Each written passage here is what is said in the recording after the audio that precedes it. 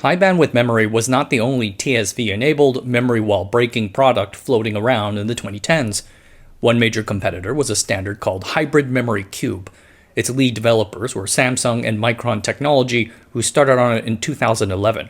The standard had additional backing from ARM, HP, Microsoft, and more. Just like HBM, Hybrid Memory Cube comprises of a number of DRAM chips stacked on top of a logic base die, which is then connected with thousands of through-silicon vias. However, while HBM implements wide parallel channels to raise bandwidth levels, HMC decides to split the whole DRAM stack into vertical slices called vaults.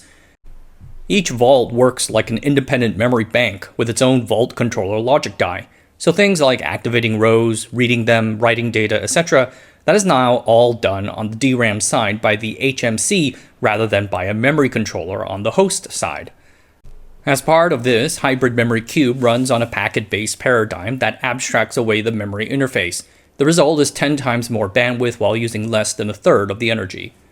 It also supported the concept of far memory, where you chain together multiple memory cubes using whatever interface.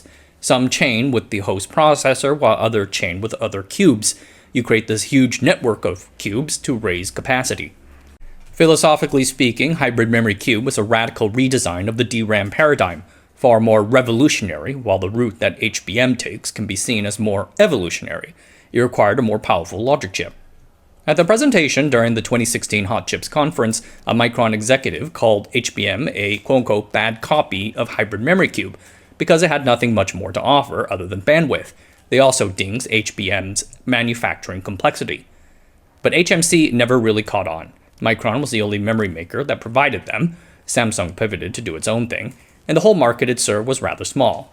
While HBM was adopted by AMD, which helped design the first HBM1, and NVIDIA, HMC saw few customer wins.